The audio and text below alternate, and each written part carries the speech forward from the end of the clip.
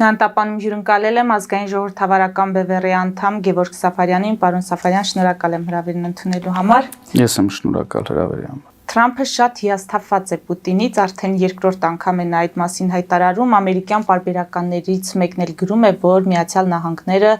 պատրաստվում է Ուկրաինային տրամադրել հետախուզական տվյալներ Ռուսաստանի էներգետիկ ենթակառուցվածքներին հարվածներ հասցնելու համար։ Մենք լսեցինք Պուտինին, Պուտինն էլ ասում է, որ հեռահար հրթիռների տրամադրումը Ուկրաինային մարտական իրավիճակը չի փոխի, գետնի վրա իրավիճակ չի փոխի, բայց կհանգեցնի նոր էսկալացիայի Վաշինգտոնի հետ հարաբերություններում։ Հիմա իսկապես հեռահար հրթիռների տրամադրումը գետնի վրա իրավիճակ չի փոխի, ինչպես վստահ է Պուտինը։ Մենք ձեր հետ զրուցել ենք այս թեմաներով նաև նախկինում, որտեղ իմ կանխատեսումներ, որ Թրամփի մոտ չի ստացվելու խաղաղության հասնել եւ չի ստացվելու, որովհետեւ Պուտինը դրան չի համաձայնվելու, ինչը մենք այսօր տեսնում ենք եւ նաև մենք խոսեցինք այն մասին, որ Թրամփը ինչքան էլ որ փորձի իր անձնական պաշտոն օգտագործելով լոյալ գտնվել Ռուսաստանի նկատմամբ, Թրամփի նկատմամբ լինելու են ներքին ճնշումներ, հենց Ամերիկայի ներսում։ Մենք տեսանք նաև ճնշումները Եվրոպայի կողմից, բայց ճնշումներ կան, համոզված եմ, նաև հենց Ամերիկայի ներսում, հենց հանրապետական կուսակցության ներսում, եւ Թրամփը հետզհետե չի կարող գտնվել նույն դիրքում եւ մենք այսօր տեսնում ենք, որ այո, նաև հիշեցնեմ, որ Թրամփը հայտարարեց, որ թույլ են տալիս նաև Ուկրաինային մեծ խորություններով հարվածներ հասցնել Ռուսաստանին։ Կփոխի արդյոք իրավիճակը միանշանակ կփոխի եւ Ուկրաինայի կողմից արդեն անօթաչու թռչող սարքերով եւ ուկրաինական արտադրության թեւավոր հրթիռներով հասցված հարվածները բերել են նրան, որ ըստ որոշ փորձագետների գնահատականների նավթարդյունաբերությունը Ռուսաստանում մինչեւ 40% կրճատվել է։ Եվ արդեն խոսակցություններ կան, որ Ռուսաստանը պատրաստվում է որոշակի ապրանքներ նավթարդյունաբերական արդեն ձեռք բերել Չինաստանից։ Այսինքն միանշանակ արդեն իսկ Ռուսաստանը հայտնվել է որոշակի ներքին խնդիրների առաջ, բենզին Ռուսաստանում չկա։ Այսինքն մարդիկ ժամերով հերթ են կանգնում, որպեսզի բենզին կարողանան գնել։ Թեւավոր հրթիռների արկայությունը խոսք է գնում Տամահավք տիպի հրթիռների փոխանցման մասին եւ Պուտինը հայտարարեց, թե դա ինչ հրթիռ է, որ մենք էլ չսովորենք դրան խոցել, սա արդեն իսկ խոսում է այն մասին, որ իրենք չգիտեն ինչպես դրան խոցել։ Նաև հաշվի առնելով, որ Ռուսաստանի տարածքը շատ մեծ է, այս թվավոր հրթիռները բերելու են բավականին լուրջ փոփոխության, այսինքն ծանրության կենտրոնը թեքվելու է դեպի Ուկրաինա։ Պուտինի կողմից նման հայտարարությունները իհարկե դրանք դասական ուղղակի հայտարարություններ են, նրանք շատ լավ հասկանում են, որ եթե այս տիպի հրթիռներ փոխանցվեց Ուկրաինային, նրանք խնդիրներ կունենան։ Բայց դրանով հանդերձ չեն պատրաստվում կանգնեցնել պատերազմը։ Նայեք, կայսրությունները այնպիսի քաղաքականություն ունեն, որ նրանք իրենց ամբիցիաներից ելնելով անգամ փլուզվում են։ Մի անգամ էլ մենք խոսել ենք դրա մասին, պատմության մեջ ռոմեական կայսրություն է փլուզվել։ Իսկ ռուսական կայսրությունը ի համեմատ ռոմեական կայսրության ոչինչ է։ Կայսրությունների քաղաքականությունն է այսպիսին։ Օրինակ, երբ որ արդեն դաշնակիցների զորքերը շուրջկալ էին արել Բերլինը ժամանակին, Հիտլերը խոսում էր այն մասին, որ իրենք դեռ պիտի գրավեն ինչ-որ պետություններ, մտնեն Մոսկվա եւ այլն։ Այսպիսին է կայսրական մտածողությունը եւ այսպիսին մտածողություն ունի Պուտինը եւ այսպիսի մտածողություն է արկա առհասարակ Ռուսաստանի վերնախավում։ Նրանք կարծում են, որ իրենք ուրեմն հաղթել են ուկրաինական պատերազմը եւ հաղթելու են եւ Պուտինի կողմից այդ լիրիկական հղումները, որ մենք տեսանք, հա, Բարադինոյի կարծեմ ճակատամարտի վերաբերյալ, սա եւս մի փորձ է ցույց տալու սեփական հանրության եւ նաեւ համաշխարհային հանրությանը, որ իրենք չեն պարտվել, չեն պարտվում եւ իրենք հաղթելու են։ Եվ Պուտինի այն հայտարարությունները, որ թե որոշ մարդիկ, ովքեր կարծում են, որ Ռուսաստանին հնարավոր է հաղթել, նրանք մոլորության մեջ են, դա անհնարին է եւ այլն։ Իրականում մոլորության մեջ է ինքը։ Ինքն է մոլորության մեջ, թե Ռուսաստանը անպարտելի է։ Պարոն Սաֆարյան, ասացիք ծանրության կենտրոնը փոխվում է դեպի Ուկրաինայի կողմ, հիմա սա նշանակում է, որ Թրամփի այն հայտարարությունը, որ Եվրամիության ֆինանսական աջակցությամբ Ուկրաինան կարող է վերականգնել իր տարածքային ամբողջականությունը, սա դա կարող է նշանակել ուժի կենտրոնի փոփոխությունը։ Դա արդեն ծանրության կենտրոնի փոփոխությունը դեպի Ուկրաինա, այսինքն բայց դա նշանակելու է, որ կկարողանա իսկապես վերականգնել իր տարածքային ամբողջականությունը։ Ուկրաինան փորձելու է եւ գնալու է այդ ճանապարհով եւ այս խորքային հարվածները, որը ինքը արդեն ամիսներ շարունակ իրականացնում է, հենց ուղղված է դրան, որ Ուկրաինան չի հրաժարվում այն տարածքներից, որոնք արդեն օկուպացված են Ռուսաստանի կողմից։ Եվ ես հիշեցնեմ, որ անգամ Թրամփի լուրջ ճնշումների ներքո Զելենսկին հրաժարվեց համաձայնել այդ տարածքներից հրաժարվելու առաջարկին, որը գալիս է Ռուսաստանից։ Եվ ըստ էության Թրամփը նույնպես դրան համաձայն էր, ասելով, որ Ուկրաինան պետք է լինի իրատեսական եւ որոշակի տարածքային զիջումներ անի։ Սակայն մենք տեսանք, որ Ուկրաինան իրատեսական է եւ այդ զիջումները չի անում։ Եվ արդեն այսպիսի բալանսի պարագայում դժվար թե Ուկրաինան հետ քայլ կատարի եւ հրաժարվի որոշ տարածքներից։ Այս թեմային, եթե ժամանակ ունենանք, մեկ հարց էլ ունեմ կվերադառնանք, բայց հիմա գանք մեր խնդիրներին։ Վաշինգտոնյան հուշագրի շրջանակներում ԱՄՆ մաքսային եւ սահմանային պաշտպանության ծառայության թիմը Հայաստանում է, հայտնում է Հայաստանում ԱՄՆ դեսպանատունը, ըստ հաղորդագրության այս թիմը, ամերիկյան թիմը աշխատելու է Հայաստանի սահմանապահ ուժերի հետ իրականացնելու կարողությունների գնահատում եւ բացահայտելու բարելավման կարիք ունեցող ուղղությունները։ Սա չի լրջացնում հուշագրի հետ կապված գործընթացները եւ արդյոք լավատեսություն չի ներշնչում, որ սայլը տեղի շարժվում է Հուշագրի հետ կապված որ գործընթացները։ Դե մաքսավորները գալիս են, վերապատրաստելու են հայ մաքսային եւ սահմանապահ ուժերին, սա էլ ենթադրելու է, որ հենց Հայաստանն է իրականացնելու իր սահմանային պարտավորությունները ճանապարհների ապաշրջափակման դեպքում։ Չի ենթադրում եւ ենթադրում է հակառակը։ Ինչպես նախկինում մենք ասացինք, ըստ էության սա միջանցք է տրամադրված Ադրբեջանին, բայց ԱՄՆ-ի միջոցով։ Եվ ԱՄՆ-ի մաքսավորների ուրեմն մուտքը Հայաստանից խոսում է նրա մասին, որ նրանք պատրաստվում են իրականացնել այդ բեռների կամ առհասարակ տրանսպորտային տեղաշարժի վերահսկողություն։ Սրա մասին մենք Բայց հաղորդագրությունը փորձի փոխանակման մասին չէ, պարոն Սաֆարյան։ Ոչ մեկ չի ասելու ուղիղ տեքստով, որ նրանք գալիս են այստեղ իրականացնելու այդ գործառույթները։ Ուղիղ տեքստով դա երբեք չի ասվելու։ Բայց ակնհայտ է ինքնին, ուրեմն ձևակերպումներից անխոչնդոտ անցում Հայաստանի Հանրապետության տարածքով եւ այն հանգամանքը, որ այդ գործընթացները այսպես կոչված հայ-ամերիկյան համատեղ ուրեմն կազմակերպությունն է իրականացնելու, խոսում է այն մասին, որ ընդամենը հայ բառը այդտեղ ավելացվել է, որ միջանցք ձևակերպումից խուսափեն, բայց իրականում դա միջանցք է։ Եվ վաղը մյուս օրը, երբ որ խոսում են այն մասին, որ մաքսակետով անցնելիս լինելու է մաքսային վերահսկողություն, ինչը նույնպես հայերը չեն իրականացնելու, բայց ասենք թե մաքսակետը անցավ ինչ որ մի ավտոբուս։ Այդ ավտոբուսը մտավ այդ տարածք։ Այդ ավտոբուսի նրա ուրեմն ուղևորների նկատմամբ Հայաստանի Հանրապետության ոստիկանություն ունենալու վերահսկողություն։ Դե պաշտոնյաներին տրվում են այդ հարցերը, դուք հետևում եք վստահաբար նրանց այդ հարցերին։ Պատասխաններին։ Չեն պատասխանում, վրդովվում են, թե իբրև թե դուք փորձում եք խաղաղության գործընթացը տորպեդահարել եւ այլն։ Հարց է առաջանում, լավ,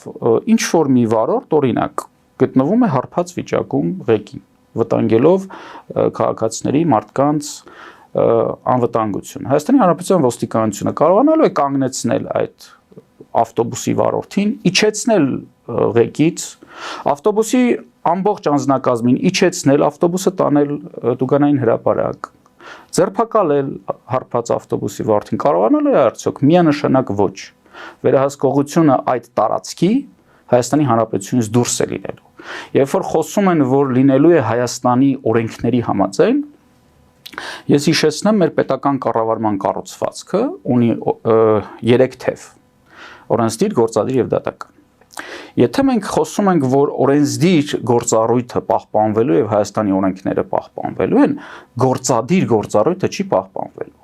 Այսինքն Հայաստանի ոստիկանությունը, Հայաստանի այլ ծառայությունները այդ տարածքի նկատմամբ վերահսկողություն չեն ունենալու։ Եվ ես եւ դուք եւ որևիցե Հայաստանի Հանրապետության քաղաքացի այդ տարածքում չի կարողանալու հայտնվել։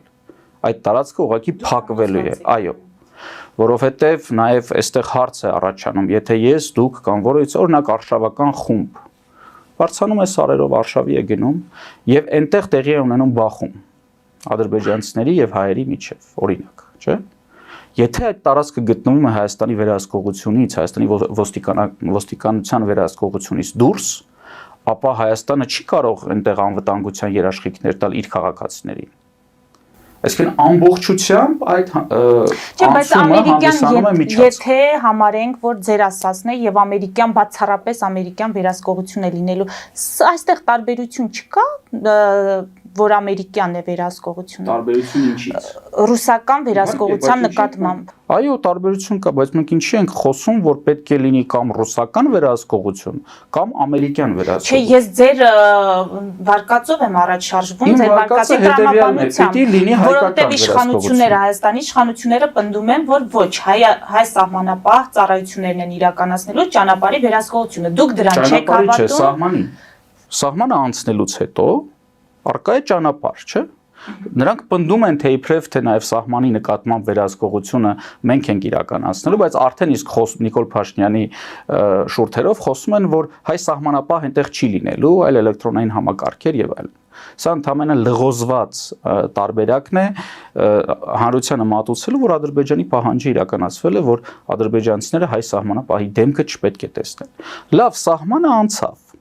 Այդ բեռնատարը անցավ սահման։ Այդ բեռնատարը Հայաստանի Հանրապետության տարածքում երթևեկելու է։ Նրա երթևեկը ով է վերահսկելու, Հայաստանի ոստիկանությունը, թե Ամերիկայից գործուղված ինչ որ հատուկ կազմակերպության անդամ։ Դե պարոն Սաֆարյան, դա ժամանակը ցույց կտա, մենք հիմա իզուր պնդումներ։ Չէ, նայեք, մենք արդեն կարող ենք վերլուծություն անել եւ վերլուծությունը ցույց է տալիս, որ Հայաստանի պետական մարմինները այնտեղ վերահսկողություն չեն իրականացնում։ Շատ լավ, ենթադրենք միջանցքը, ես ամեն դեպքում ձերպես վստահ պնդում ինձ թույլ չեմ տա անել, միջանցքը տրվել է ամերիկյան վերահսկողությամբ։ Հիմա ես հարցնում եմ, մենք ունեինք եւս մեկ տարբերակ, այդ միջանցքը տալ, այսպես կոչված միջանցքը տալ ռուսական վերահսկողությամբ։ Հիմա ամերիկյան վերահսկողությունն է ավելի շատ չասեմ բխում Հայաստանի շահերից, բայց գոնե չի տրորում Հայաստանի շահերը այնքան, որքան ռուսական վերահսկողությունը։ Դուք ինչ կարող եք այս մասով ասել։ Ես էլի պնդում չեմ անում։ Ես ընդհանրապես Ես նույնպես պնդում չեմ անում, այլ անում եմ վերլուծություն։ Վերլուծության հետևանքը միշտ պնդումից ավելի ցածր արժանավատություն ունի։ Վերլուծության արդյունքն է, որ ես կարծում եմ, որ դա հանձնվելու է ամերիկյան վերահսկողության ներքո։ Ինչ վերաբերվում է այն մոտեցմանը, որ մենք ունենք եւս մեկ տարբերակ, այս հենց այստեղ է խնդիրը, սա իշխանական մոտեցում է, որ կամ պիտի տանք ռուսներին, կամ պիտի տանք ամերիկացիներին։ Դե երկու փաստաթուղթ ենք ստորագրել պարտությունից հետո, պարոն Սաֆարյան, ինչ պետք է անի։ Հենց խնդիրը նրանում է, որ նախ առաջի փաստաթուղթը ինքը անվավեր է, որովհետև որևիցե կողմ այդ փաստաթղթի կետերը չի բավարարել, մեր գերիները գտնվում են ուրեմն Բաքվում, Արցախը հայաթափված է, իր գործառույթները չի կատարել ռուսական զորքը, իր պարտականություններից հրաժարվել է Ադրբեջանը, այսինքն այդ փաստաթուղթը գոյություն չունի։ Մենք դրա չենք կարող պահպանել, որովհետև ինքը չի գործել։ Երկրորդ փաստաթուղթը թող չստորագրեին։ Երկրորդ փաստաթուղթը ստորագրել են այն քողի ներքո, որ կամ տալիս ենք ռուսներին, կամ տալիս ենք ամերիկացիներին։ Իդեպ կարող էին ասել եւ կամ տալիս ենք թուրքերին։ Բայց այս ամբողջ քննարկումները գտնվում են 0-ից ներքև, 0-ից բացասական տիրույթում։ Եթե մենք գնանք 0-ից դրական տիրույթ, Հայաստանի Հանրապետության տարածքը պիտի վերահսկվի Հայաստանի Հանրապետության համապատասխան պետական մարմինների կողմից։ Իսկ եթե Ադրբեջանը դրան համաձայն չէ, կարող է մի մեծ պատ գտնել եւ գլուխը տալ պատին։ Մենք Ադրբեջանին չենք խնդրում, որ ինքը գա մեր տարածքով գնա Նախիջևան։ Ադրբեջանն է մեզ խնդրում, որ մենք իրեն Նախիջևան ճանապարհ տանք։ Խնդրեմ, մենք կարող ենք տալ եւ այդ ճանապարհը կարող է գտնվել մեր վերահսկողության ներքո, բայց այդ դեպքում էլ պայմաններ նախ պետք է դրվեն, որ նմանատիպ ճանապարհ Ադրբեջանը պիտի տա մեզ եւ այս ամենի մասին մենք կարող ենք քննարկել, եթե Ադրբեջանը իր պարտականությունները իրականացնի, իր նախքին ստորագրած փաստաթղթերին հավատարիմ մնա եւ առաջին հերթին մեր գերիներին բաց թողի։ Գերիներին եւ այստեղ պետք է նշել նաեւ պատանդարված մարդկանց։ Մարդիկ, ովքեր չեն հանդիսացել զինվորական, քաղաքացիական անձինք են եւ պատանդարվել են Ադրբեջանի զինված ուժերի կողմից։ Այսինքն մենք խնդիր ունենք ահաբեկչական պետության հետ, որտեղ պատանդ վերցնում է ահաբեկիչը, որը ահաբեկչական գործողություններ իրականացնում Հայաստանի Հանրապետության քաղաքացիների նկատմամբ։ Հետո պարտավորվում է, որ ինքը կհանձնի, հիշեցնեմ, որ մենք անգամ մարդասպաններին ենք հանձնել։ Մարդասպանների, ովքեր անցել էին սահմանը եւ մի անմեղ հովվի մի պատանու սպանել էին եւ դատապարտվել էին ցմահ ազատազրկման։ Մենք անգամ նրանց ենք հանձնել Ադրբեջանի, իսկ Ադրբեջանը նրանց բաց է թողել։ Ինչի դիմաց Ադրբեջանը ոչ մեր գերիներին է հետ վերադարձնում, ոչ պատանդարված մարդկանց։ Այսինքն նաեւ այս հարցը պիտի բարձրացվի, եթե դու պատերազմական գործողություն չես վարում Հայաստանի դեմ, ապա ինչ է նշանակում գերի։ Գերին դա պատերազմի արդյունքում անազատության մեջ հայտնված հակառակորդի զինվորն է։ Ֆելիչե ժամանակակից ատամնաբուժական կլինիկա։ Այստեղ հարմարավետությունն ու խնամքն առաջնային են։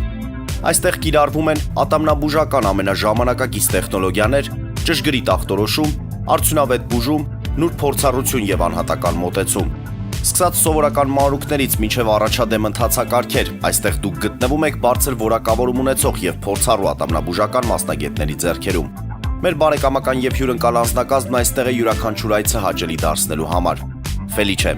ձեր առողջ եւ ամենաերջանիկ շպիտը սկսվում է այստեղից։ Եկեք եւ բացահայտեք նորարարության փորձագիտության եւ կարեկցանքի կատարյալ համադրությունը։ Երևան շիփինգ, սենսացիա ստեղ, հա։ Այո, ճիշտ եք եկել։ Սանդրոցներ Երևան ուղարկելը $2.99 օթանավով։ Այո, Իսկ եթե դոլար ուղարկես, դոլար ստանան։ այո, Իսկ որ տանեն տուն հասցնեն, էլի մի տոկոս, հա։ 2%։ Երասը ծրի է, էլի։ Ժողովուրդ սենսացիա, ծրի է։ Նորթ Հոլիվուդ, Գլենդել։ Ջակփաթ հագուստի խանութը երկրորդ մասնաճյուղն է բացել Գլենդելի սրտում, որտեղ կարող եք ձեռք բերել եվրոպական եւ ամերիկյան ընտիր հագուստեղեն, կոշկեղեն, աքսեսուարներ, պայուսակներ ամենահարմար արժեքներով։ Նաեւ կարող եք ցանկացած ապրանք պատվիրել եւ ձեռք բերել կարճ ժամանակում։ Ջակփաթի Գլենդելի հասցեն է 1135 North Pacific Avenue, հեռախոս 818 813 2252 Ջակփաթ հագուստի լավագույն կենտրոնը Գլենդելում։ 60-ից ավելի ճանաչված եվրոպական բրենդների ինքնատիպ, չկրկնվող եւ մատչելի ընտրանին Fortuna Home and Country House խանութ սրահում։ Նորավոճ սպասք եւ կահույք հորեկա բնագավառի համար, տեքստիլ տնտեսական ապրանքներ, ամեն ինչ գեղեցիկ կյանքի համար։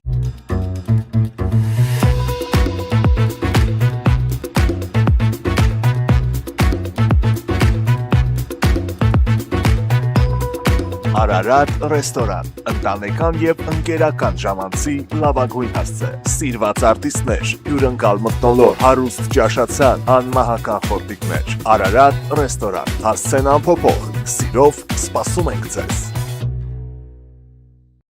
Լավագույն պաղպաղակ, բնական, համեղ եւ մատչելի գներով պաղպաղակը կարող եք ձեռք բերել բոլոր հայկական խանութներում։ Պահանջեք հայկական պաղպաղակ, Թամարա պաղպաղակ։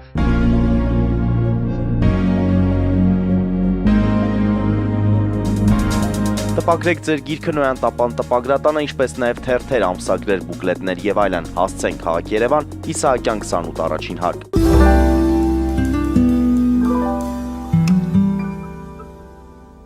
Պարոն Սաֆարյան, մի փոքր շեղվենք ԵԽԽՎ-ում Փաշինյանի ելույթը որակել եք խայտարակություն, բայց ասում եք ցավոք մեզ բոլորիս խայտարակեց։ Ելույթի ո՞ր մասն եք համարում խայտարակություն։ Երբ որ ԵԽԽՎ-ի падգամավորները, ովքեր որ Հայաստանի Հանրապետությունից չեն, օտարերկրյա падգամավորներ են, բարձրացնում են հարցեր, որոնք բխում են Հայաստանի Հանրապետության եւ հայ ժողովրդի շահերից, եւ հնչում են պատասխաններ մեր այսպես կոչված վարչապետի կողմից, որը բխում է Ադրբեջանի շահերից եւ հակասում է Հայաստանի Հանրապետության շահերին։ Նաեւ մասնավորապես օրինակ Նաև խոսք գնաց կարծեմ падգամավորներից մեկի հարցազրույցներ, որ եթե դու առհասարակ մարդու իրավունքները մարդուն տրված չեն վարչապետի կողմից եւ որևիցե մեկը չի կարող հրաժարվել մարդու իրավունքներից եւ մարդու իրավունքների պաշտպանությունից եւ վարչապետը չի կարող ասել ես իրատեսական չեմ համարում արցախցիների վերադարձը, քանի որ դա իրենց իրավունքն է։ Այսինքն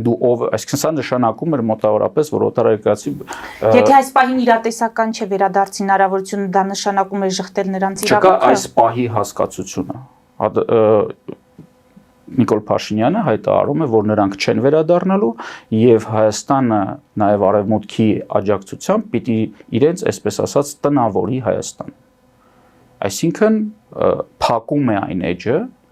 եւ ասել է թող որ Հայաստանն ու Ադրբեջանը իրար հանգիստ թողեն եւ այդ մարդկանց վերադարձի հարցը չբարձրացնեն։ Միջանցքի վերաբերյալ նաեւ հարց եղավ իրեն, որտեղ ակնհայտ ակնարկ էր, որ մենք հասկանում ենք, որ դուք միջանցք եք տալիս։ Եվ Նիկոլ Փաշինյանը վրթովված, այսպես ասեց, ես դատապարտում եմ միջանցք ձևակերպումը, որը ձևակերպել էր ՄԱԿ-ում Ալիևը։ Եվ նա վրթովված ասեց, թող Ալիևը ասի, թե ինչի նկատի ունի, հանդիպել է Ալիևի հետ Նիկոլ Փաշինյանը։ Եվ այդպես վրթովված հարցրեց Ալիևին, թե ինչի ես դու ասում միջանցք։ Իհարկե ոչ, որովհետև իրենց բանակցությունների մեջ երկուսն էլ գիտեն, որ դա միջանցք է։ Դե խնդրեմ, թող նույն վրթովմունքով Ալիևին դատապարտեր, ասեր ես դատապարտում եմ քո այն խոսույթը, որ դու ՄԱԿ-ից հայտարարում ես, թե դա միջանցք է։ Որտեղ ես միջանցք տեսել։ Բայց մենք տեսանք այլ բառեր չեմ ուզում օգտագործել, եթերում ենք այսպես կծկված մի ճուտիկի կարգավիճակում նստած էր Ալիևի առաջ։ Հիմա եթե ես հարցնեմ որն է ելքը, վստահաբար ասելու եք պետք է լինի իշխանափոխություն, այս համատեքստում խորհրդարանական երկու ընդդիմադիր ուժերը կարծես թե նախաձեռնել են այդ անվստահության գործընթացը, Հայաստան խմբակցությունը իր ստորագրություններով միացել է։ Ինչ կարող եք ասել, կհաջողվի ընդդիմադիրներին ներգրավել նաև ԿՊ-ական պատգամավորներին եւ այս գործընթացը իսկապես իրականություն դարձնել, հասցնել իրենց պատկերացրած ավարտին։ Խորհրդարանում չկա ընդդիմադիր որևիցե ուժ։ Խորհրդարանում կա նախկին ներկա սև ու սպիտակ խաղ, որը բխում է բացառապես իշխանությունների շահից։ Առհասարակ նախկիներ այդ խաղը։ Որովհետեւ նրանք այս խաղը խաղում են միասին։ Ներկա իշխանությունները չեն իրականացնում լյուստրացիա, չեն բացում գաղտնի արխիվները, նախկիններին չեն ունեզրկում օրենքի շրջանակներում, նախկիներին չեն ուղարկում բանտեր, իրենք իսկ ազգային ժողովի ամբիոնից հայտարարում են, որ նախկիները թալանչի են։ Այսինքն կատարել են ծայրահեղ ծանր հանցագործությունների մի ամբողջ շարան։ Եվ եթե այդ ամենը բացահայտվի, նրանց սպառագլուխները առնվազն 1 ցմահ ազատազրկմամբ կհայտնվեն բանտում, բայց դա տեղի չի ունեն։ Գաղտնի արխիվները մնում են գաղտնի։ Նիկոլ Փաշինյանը հայտարարում է, որ գաղտնի արխիվներում կան փաստեր, որոնք ապացուցում են նախկինների առնվազն համատարած թալանը, բայց նա չի բացում այդ արխիվները։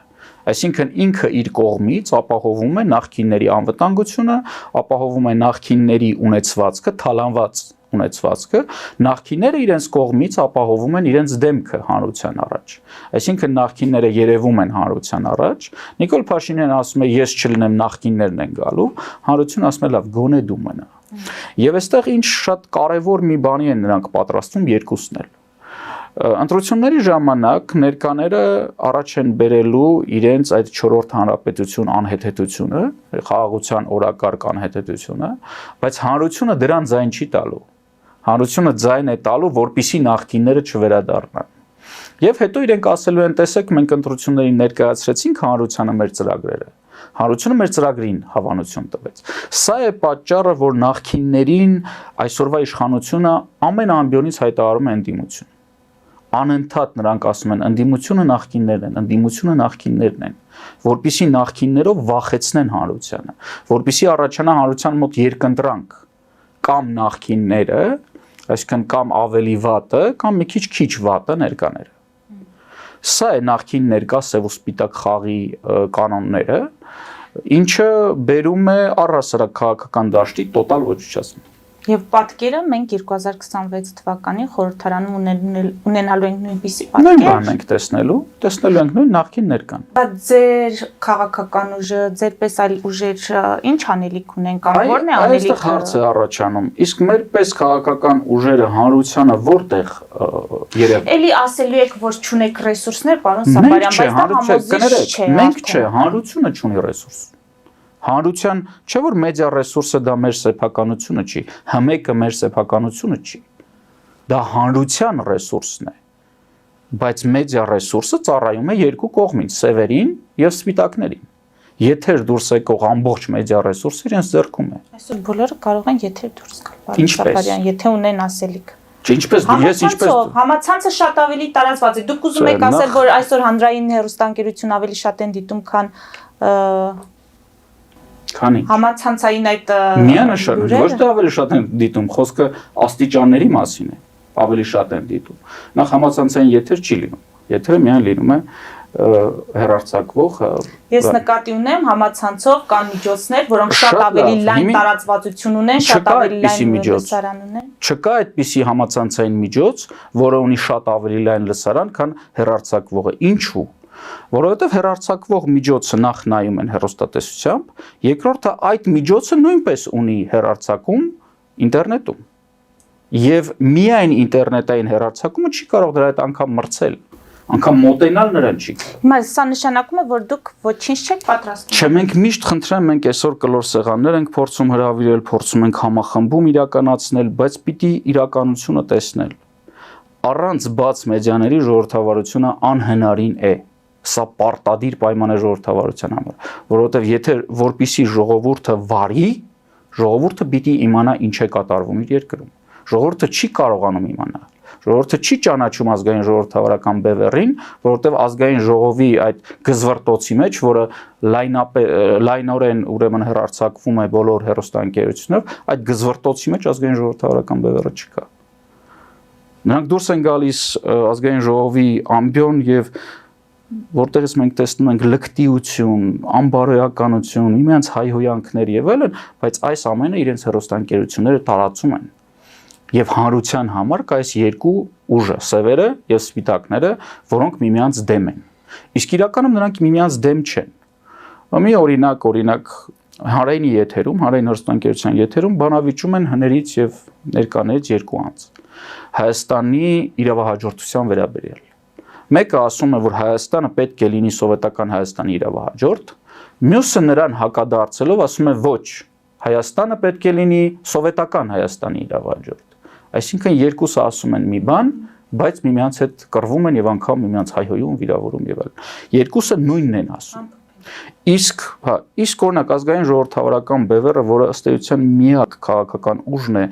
որը խոսում է առաջին հանրապետության իրավահաջորդության վերաբերյալ, նա չունի եթեր, նրան չեն հրավիրում հմեք, իսկ եթե հրավիրում են ուղղակի ճիշկա դնելու համար։ Այս պայմաններում ինչպես մենք լայն զանգվածներին կարողանանք լայն զանգվածների հետ հաղորդակցվել։ Իրականությունը այսպեսին։ Շնորհակալություն։ Ես եմ շնորհակալ։ Մեծ դիտողներին հիշեցնեմ, որ զրուցում է ազգային ժողովրդավարական բևեռի անդամ Գևորգ Սապարյանի հետ։ Մեր ուղիղ եթերները կարող եք դիտել Patreon-ում, նաև այդ հարթակում աջակցել մեզ էկրանին երևացող QR կոդով։